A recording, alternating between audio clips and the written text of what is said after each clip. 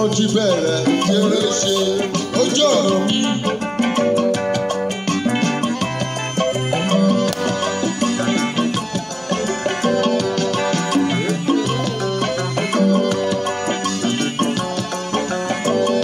Kékeré mo ti bẹ̀rẹ̀ eré ṣe ojú ọ̀nà mi.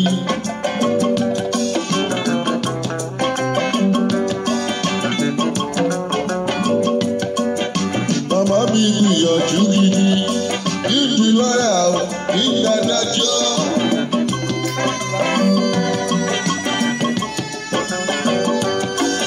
Bàbá mi gbìyànjú gidi dídì dọ́kítọ̀ ìdádájọ́.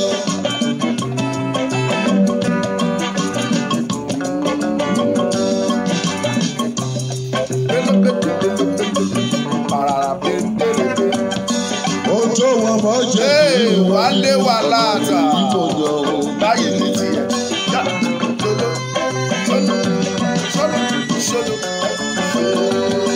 Ojú wọn mọ̀ jẹ́ kí Ìrànwọ́ nínú ọ̀nà yìí máa bá lọ ní tèmi.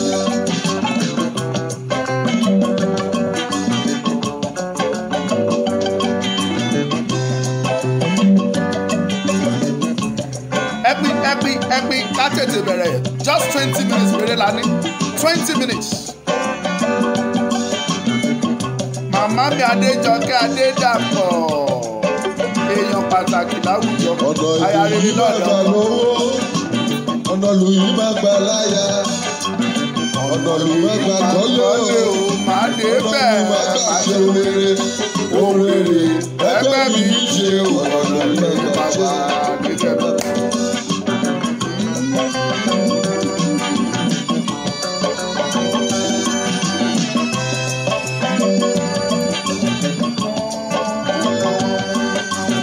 mo ṣe orílẹ̀ lẹ́jọ́ àyẹ̀wò òkú. Ẹ jẹ́ má fàsìkò kí gbogbo ẹ̀yin ojúlówó ọmọ Yorùbá nílé lóko lẹ́yìn odi níbi gbogbo tí ẹ ti ń wò mí. Ọmọlúkà yín rèé lẹ́ẹ̀kan sí mi tí ìdè mò ń bọ̀.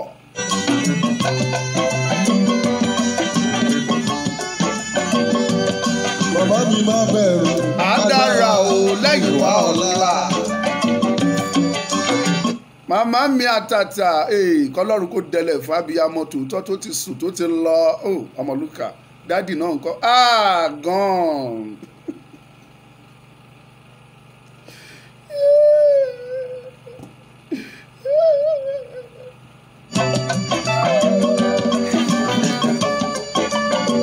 Mo ní bàbá mi máa bẹ̀rù.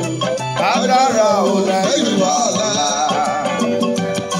Ẹ̀pin ẹ̀ṣí ẹ̀ we want to start TJ creativity ènìyàn pàtàkì. Ẹ̀pin ìbò ìwọ 100. Bàbá yé o dábì lóhùn ìṣàṣe lówó. Bàbá yé o dábì lóhùn ìṣàṣe lówó.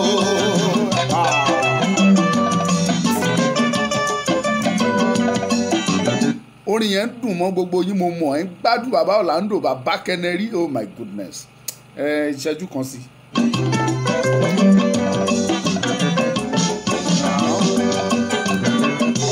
orí mi lẹ́kọ̀ọ́ dábì lóhùn ìṣàṣe lówó.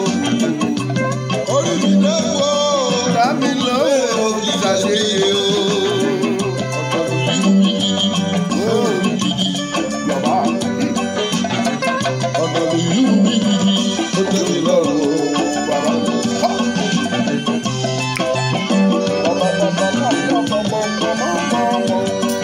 Ẹ má jà waste time torí àkókò bàbá ní ká máa gbádùn bàbá Kẹ́nẹ́rì lọ ilẹ̀ aṣù ilẹ̀ àmọ́ Ọlọ́run jọ orin tí mo wá lò yìí o YouTube anthem.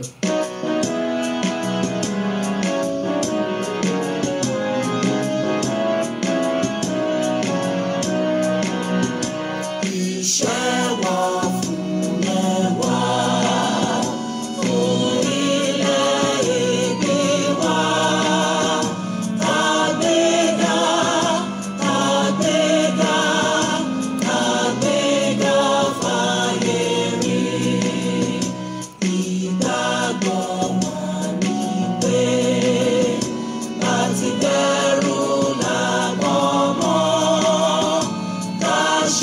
ṣiṣẹ́ ká ṣiṣẹ́ ká ṣiṣẹ́ ká jọlá ìṣọ̀kan àtòmìnira ní ẹ jẹ́ ká máa lépa tẹ̀síwájú fọ̀pọ̀ ire àtòhun tó dára.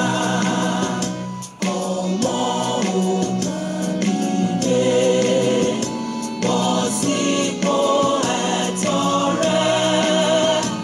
Ìwọ ni ìmọ́lẹ̀ ògo adúláwọ̀. Up Yorùbá Nation, Oyeyemi Oyewole, ilẹ̀ Yorùbá kò ní bàjẹ́ láṣẹ Èdùmàrè. Olúọ̀kẹ́ Ọmọlúkà, I would like to speak with you. You are free. You have my number, and if you don't have it, I will paste the number when it is time. Ẹ kúlé o, gbogbo ẹ̀yin olólùfẹ́ mi tòótọ́. Ìdí méjì mo ṣe wá síbí lénìí. Àkọ́kọ́ nínú ẹ̀ mo ti kọ́ bí tọ́pìkì síta. Ìkejì, bó ṣe máa dá ẹ̀yin ìlera lọ́rọ̀. Tá a bá ń bára wa sọ̀rọ̀ náà, a tún máa gbé ti ìlera wa lẹ́ẹ̀kọ̀ọ̀kan náà. Kíyẹn tí ẹ sì dúró sẹ́gbẹ́ kan. Mo kí gbogbo yín o, ẹ̀yin sọ̀rọ̀sọ̀rọ̀ ilẹ̀ Yorùbá bíi tèmi, ẹ̀yin agitators bíi tèmi tá à ń sọ̀rọ̀, mo kí gbogbo wa. Àtẹ̀yìn tẹ́ ẹ̀ tí ẹ̀ kì í ṣe agitator, mo kí yín wípé ẹ kú iṣẹ́, ẹ kú kó lè dáa, ẹ kú kó má bàjẹ́. Iṣẹ́ pé kí Yorùbá lè bọ́ lóko ẹrú lẹ̀ ń ṣe. Ìrìn àjò tẹ́ ẹ̀ ń rìn kó lè dùn kó lè dáa ni. Ṣùgbọ́n ẹ kíyèsí kinní kan, gbogbo ẹ̀yin sọ̀rọ̀sọ̀rọ̀ bíi tèmi, ẹ kíyèsí kinní kan wípé tí èèyàn bá ń rin ìrìn àjò kan tó bá ń fi etí sílẹ̀ lọ́tún tó fetí sílẹ̀ lósì, tí ajá ń gbó níbi tó fẹ́ lé ajá, tí ewúrẹ́ bẹ́ kàn níbi tó tún sátẹ̀lé, tí ò bá ṣọ́ra, ìrìn àjò tó yẹ kó rìn fún ọjọ́ 7 péré á fi 40 ọdún á fi rìn. A journey of like 7 days or 40 days á fi 40 years á fi rìn. Tó bá sọ pé lè tàwa mo fẹ́ kọ́, tìbí tàwa mo fẹ́ kọ́, tọ̀hún tàwa mo fẹ́ kọ́, ìrìn àjò ọjọ́ 7 àfọdún 7 rìn á fi 40 years rìn if care is not taken.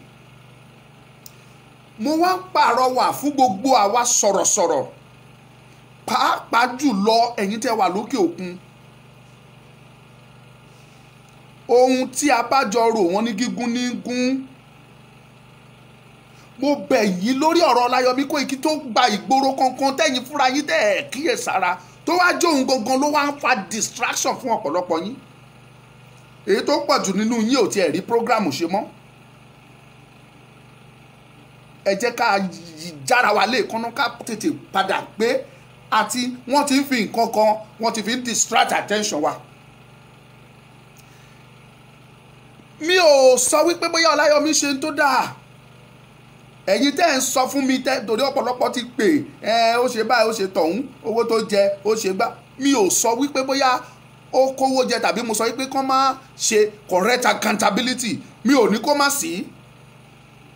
Ṣùgbọ́n mò ń sọ mò ń tún sọ ni wípé gbogbo wa la mọ̀, ẹlẹ́ran ara ni gbogbo wa. Ṣé rí bí Ọlọ́run ṣe dá wa ọ̀tọ̀ọ̀tọ̀ ni. Ìtẹ́dẹ̀ ń pè ní owó yìí ó ní agbára débi wípé ó lè tempt ẹni tí ò yẹ kó o ṣe. Oríṣiríṣi àwọn ọ̀rọ̀ tó ń jáde ọ̀dàlẹ̀ ní Ọláyọmí Kóìkí ó ṣe lé ó ṣe tọ̀hún. Ẹ jẹ́ ká gbàgbé ká kọ́là kúrò lẹ́kọ̀ọ́ ẹ̀kọ́ kọ̀ọ̀kan ò kọ́là. Gbogbo wa la mọ̀ yìí pé tinú tọkàn l'Ọláyọmí Kóìkí fi ń ṣiṣẹ́ ọ̀rọ̀ Yorùbá Nation. Kò sẹ́ni tí ó bá rí owó ńgbà bíi tí ò ní wà tempted.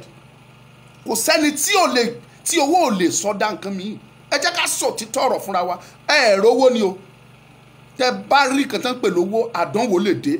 Àdán yín wò. Tẹ́ ẹ̀ bá ṣọ́ra ẹ ṣubú sọ́wọ́ ẹ̀ ni. Ẹ jẹ́ ká gbàgbé àṣìṣe tí Ọláyọmí Kóìkí ṣe. Kẹ́ jẹ́ ká kọjú síbi tá à ń lọ. Gbogbo wa la mọ̀, àfi tá a bá parọ́. èmi ò pamọ́ sábẹ́ ìka kan. Ọ̀rọ̀ tí Ọláyọmí Kóìkí sọ, the motivation of Ọláyọmí Kóìkí nínú ìjàngbara yìí, ó ní oyè millions of Yorùbá tó jí, tó sọjí. Ẹ jẹ́ ká sọ títọ́ síbi tó títọ́ wà. Ọláyọmí Kóìkí is a friend, ó lè ọ̀rẹ́ mi ni, but àmọ́ra from us, àmọ́ra rí. Ọ̀rọ̀ Yorùbá nation la fi mọ́ra. Mo dẹ̀ lè sọ wípé Ọláyọmí Kóìkí wà lára àwọn tó motivate mi fúnra mi tí mo fi sọ wípé màá jáde sọ̀rọ̀. Ẹ jẹ́ ká dẹ̀yìn lórí àfi tó bá ṣàkáǹtì àbí tó bá ṣe ti bí. For now, leave it.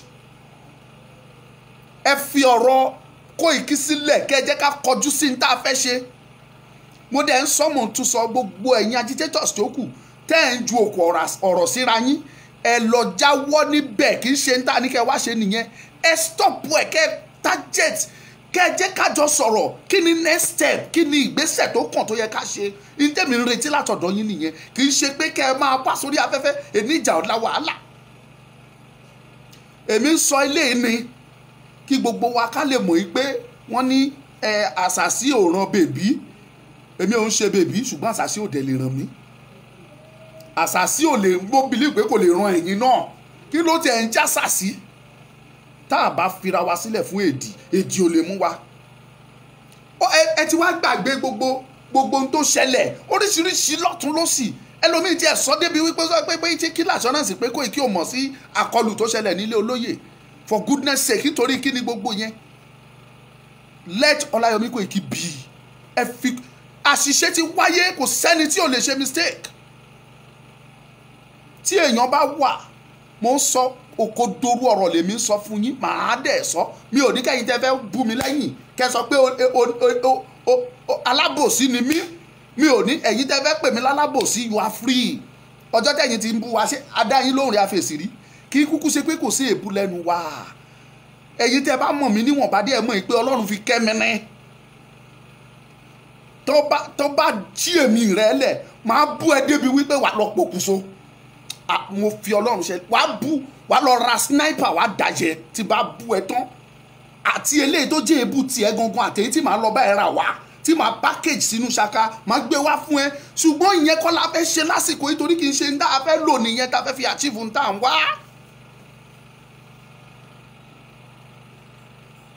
So tá a bá fẹ́ bára wa sọ òkodoro ọ̀rọ̀, ẹ jẹ́ ká sọ síbi tí a máa sọ sí. Kò sí ẹni tí ò lè ṣe àṣìṣe. Ẹni tó ń sọ̀rọ̀ ó ní 80 million naira for non-function radio. Ta ló sọ fún ẹ pé wọn ò ṣe rédíò? Mi ò fẹ́ sọ̀rọ̀ lọ́bẹ̀. I am not agbẹjọ́rò fún Ọláyọmí Kóìkí, but I stand for the actualization of Yorùbá nation. Mi ò dẹ̀ fẹ́ kí ohunkóhun kó distract attention tá à ń ṣe. Ẹ gbé ọ̀rọ̀ ẹ̀sẹ̀ gbẹ́ kan kẹ́ pàtì for now. After all, wọ́n ti sọ gbogbo ẹ̀yin tẹ́ ń dáwọ́ sọ́dọ̀ Ọláyọmí Kóìkí, wọ́n ti ní kẹ́ má dáwọ́ síbẹ̀ mọ́. I don't have any reason tẹ́ fi máa dáwọ́ sọ́dọ̀ ẹnikẹ́ni for now. Until wọ́n ti sọ pé ó ní àkáǹtì kan tó endorse tó ní kó máa lò, ẹ̀yin tẹ́ bá fẹ́ contribute ẹ lè máa fowó òun sí. Èmi ò tí ì rí àkáǹtì yẹn, but tí ó bá ṣe é ṣe tẹ́ bá rí nínú yín tẹ́ ẹ ṣe tán, ẹ jẹ́ ká wàá mọ̀. A tún béèrè lọ́wọ́ àwọn tó tún jẹ́ àgbààgbà fún wa wípé ṣé àkáǹtì ti rẹ́dì ẹ fi sílẹ̀, àwọn kan fẹ́ fowó sí. Simple as that. Gbogbo wa la mọ̀ bó ṣe ń lọ lórí ọ̀rọ̀ rédíò. Ó possible kí àṣìṣe wáyé, but kì í ṣe Ọláyọmí Kóìkí ló náwó rédíò, kò dẹ̀ ná. Wọ́n ṣe rédíò, but ọ̀nà tó ń gbà fi gbé rédíò yẹn kalẹ̀ ló wrong. And that is ibi tí ó ti ṣe mistake wá nìyẹn wípé gbogbo consultation tó yẹ kó ṣe, àwọn tó yẹ kó bá sọ kó jọ jíròrò wípé ṣó yẹ ká gbé bí eléyìí tàbí ká má gbé bẹ́ẹ̀. Àìconsult wọn òun ló mú kí gbogbo nǹkan tó ṣẹlẹ̀ kó ṣẹlẹ̀, kò dẹ̀ yé ni. Nobody is an island of knowledge. Nítorí àṣìṣe yẹn, how much is 80 million? How much is it? Lóòótọ́ we have to accountability ló yẹ ká fi máa pa ká fi pinlẹ̀ orílẹ̀-èdè wa. But tá a bá fẹ́ bẹ̀rẹ̀ ẹ̀ la mọ́ àti ìbẹ̀rẹ̀ ìpínlẹ̀ tí nílẹ̀ gan débi tẹ́tí ń ṣe foundation. Tẹ́tí nílẹ̀ ni. Tẹ́ nílẹ̀ ni tẹ́ fi ń ṣe foundation tẹ́tí ń pinlẹ̀. Tí ní ilẹ̀ débi tẹ́tí ń ṣe foundation. So ẹ sì jẹ́ ká já ìjàkadì iná ká gba ilẹ̀ yẹn náà ká tiẹ̀ sì gbaná ká wá mọ foundation tá a fẹ́ lé.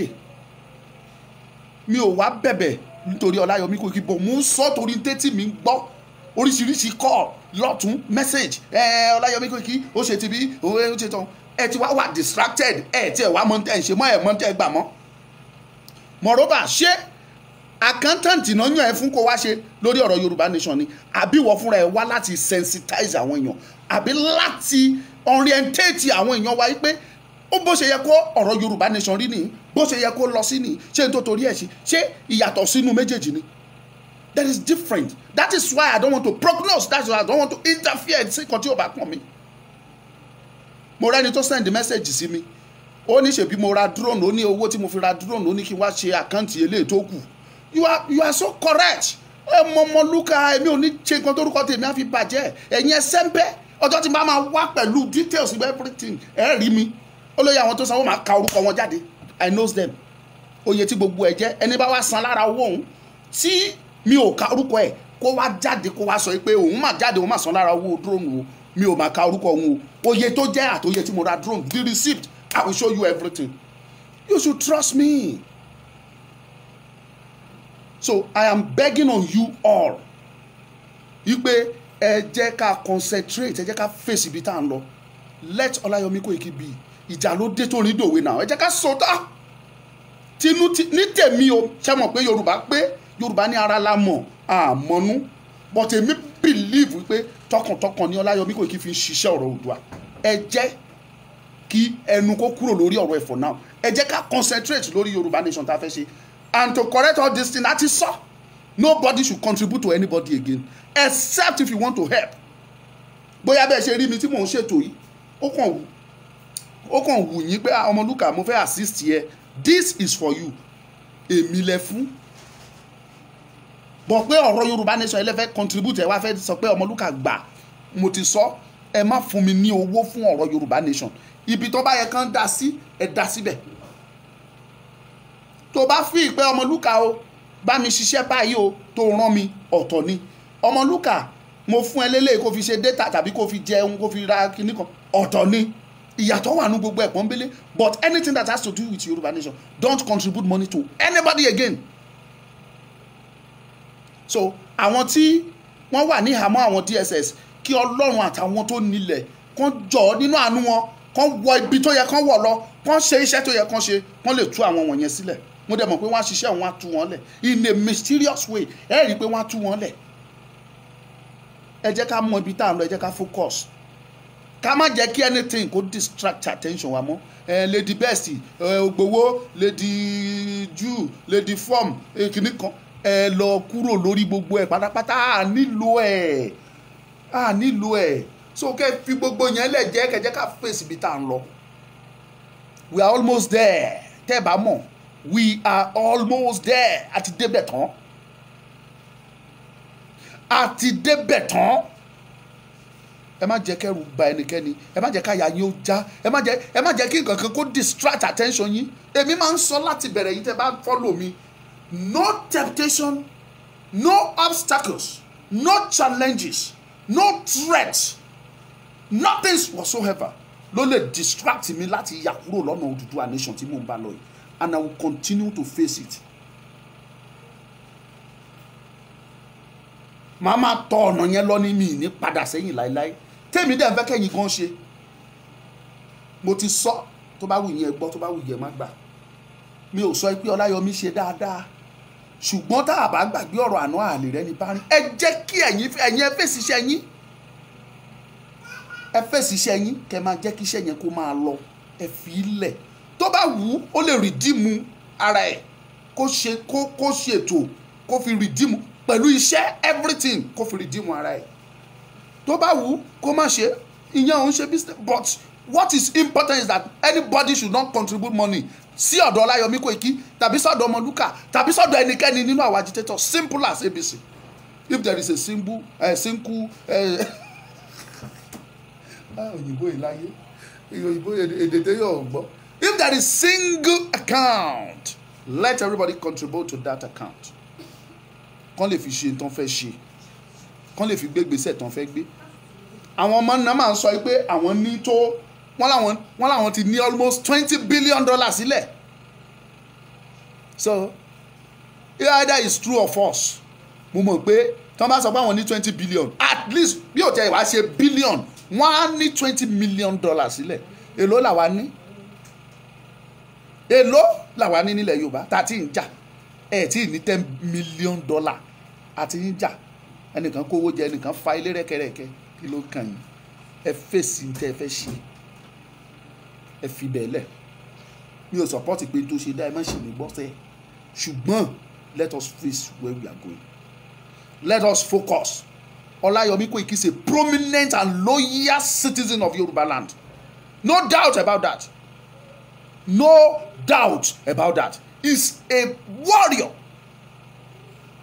Sẹ́ni tí ó lè ṣàṣìṣe ẹ lọ ka ìtàn àwọn tó lead àwọn tó jẹ́ olórí rí kò sí nínú wọn tí ò níbi tí wọ́n ti ṣe àṣìṣe rí and that is just the fact. Ká kúrò lórí ẹ̀. Yes! Ẹ̀yin ọmọ Yorùbá tòótọ́ mo sọ fún yín jọ́sí mo ní mo mú tuntun bọ̀.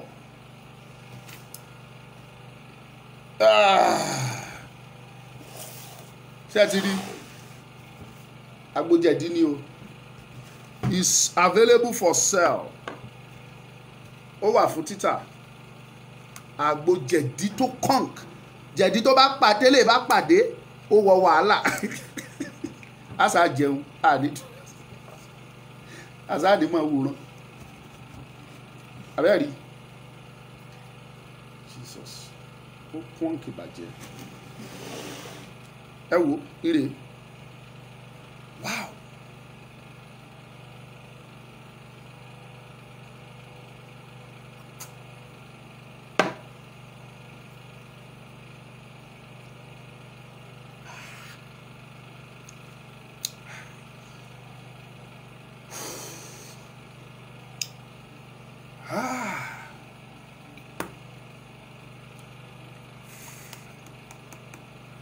Is available.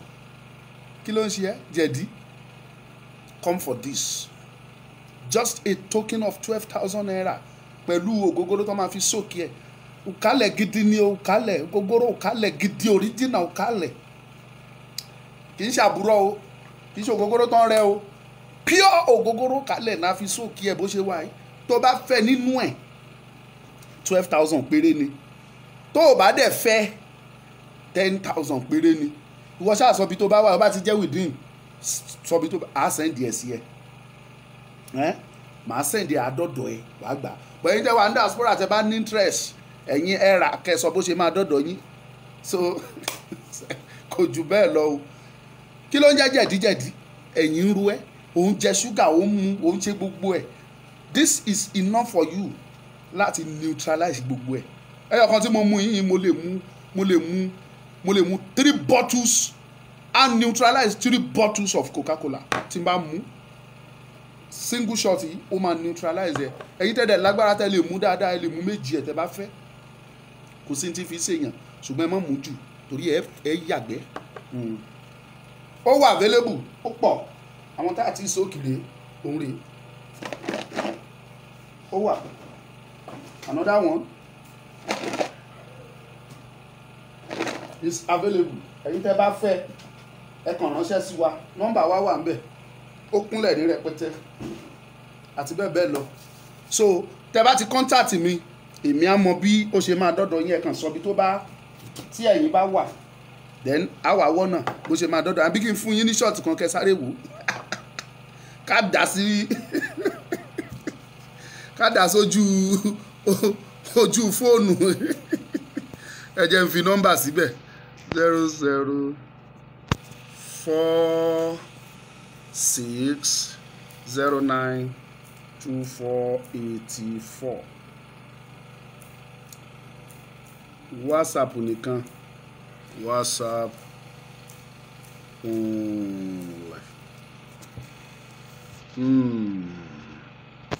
tó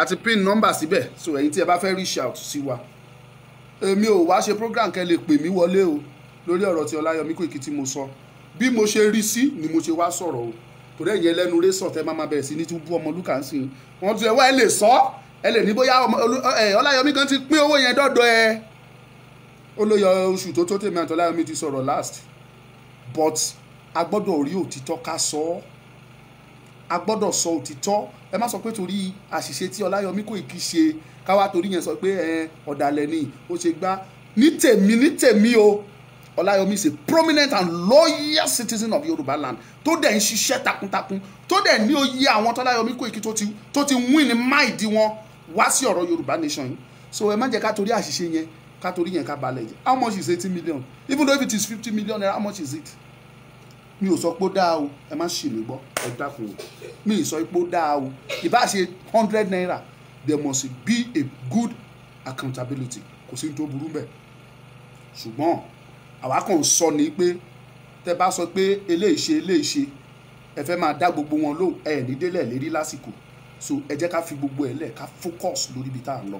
God will bless you. Ọmọlúkà is my name. Those of you watching us live from the YouTube, subscribe to this channel. Ọmọlúkà Great TV. Subscribe to that channel.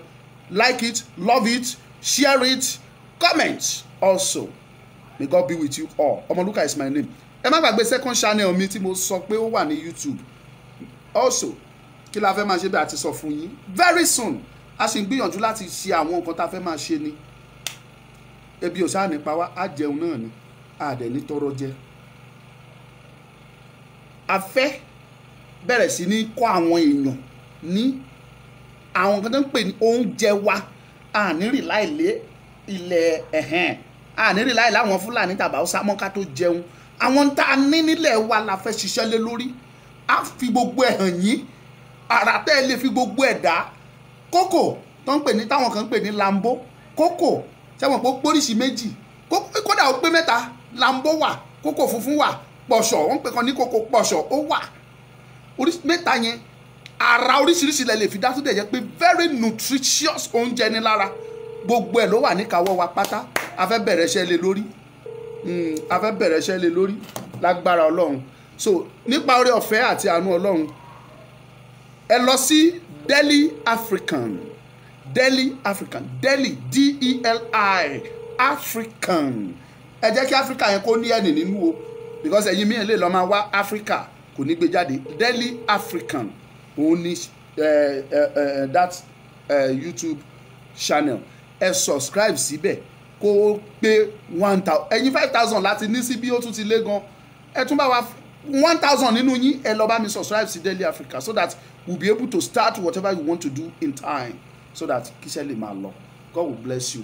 ẹ̀yin tèmi ẹ̀ ní parẹ́ láéláé ẹ̀ ní kú láéláé àdúrà bàbá mi kan ni a ní ẹ̀ ní kú láéláé mo wá béèrè lọ́wọ́ dádì ìjọ kan mi bàbá kí ló dé tẹ́ sọ pé èèyàn ò ní kú láéláé kò sẹ́ni tí ò ní kú náà ó ní tí èèyàn bá kú láéláé tó kú tí ò sí mọ́ á jẹ́ pé kò lọ́mọ kò níyàwó kò ní kankan láyé nìyẹn ó ní ṣùgbọ́n ẹni tó bá kú tọ́mọ ẹ̀ wà tó dẹ̀ ń jẹ́ orúkọ ẹ̀ ó ní kò kú láéláé nìyẹn ẹ̀ ní kú láéláé bá Ọlọ́run ti bẹ tí ẹ̀mí rẹ̀ bẹ ẹ̀ ní kú ìyà ò ní jẹ yín ibi jẹ́ ti ń mú kò ní gbẹ́ńbẹ̀ àánú Ọlọ́run kò ní fi yín sílẹ̀ láìpẹ́ láì jìnà àjọ máa parapọ̀ tájọ máa kọrin ayọ̀ ní pé Olúwa ó ṣé o Olúwa ó ṣé o Olúwa ó ṣé fún wa o bàbá tájọ máa kọrin ayọ̀ lórí ilẹ̀ Yorùbá yìí pé abòmìnira àbọ̀lòkọ ẹ̀rú mo dúpẹ́ o ǹjẹ́ títí ọ̀la tàbí ọ̀túnla tá a tún sì máa pàdé Ọmọlúkà lórúkọ mi lẹ́ẹ̀kan sí ẹ má gbàgbé yín tẹ́ bá nídìí àgbo proper jẹ̀dí ni o mo guarantee yín lórí ẹ̀ ni o ẹ̀wọ̀n káwa ni wá gbé fake wá fún yín ẹ kàn sí mi ní kíákíá kẹ́ gba ti yín lọ́wọ́ kan bóyá ẹyọ kan ló nídìí bóyá méjì bóyá mẹ́ta rà á tiẹ̀ kó rà fún yàn ẹni yẹn tó bá ti lè lò tí ò bá mọ̀ ń lò dáadáa ẹni kó má lo ṣọ́ọ̀tì méjì o kó rọra mọ ẹyọ kan pẹ́ ṣùgbọ́n tó bá mọ̀ ń lò dáadáa ẹ jẹ́ kó mu méjì kò sí ṣúgà ẹ̀ bó ṣe wù kó jẹ́ tó ó máa neutralize ẹ̀ ni ẹ wo títí tá a fi máa pàdé Ọmọlúkà lórúkọ mi ẹ ṣé o thank you.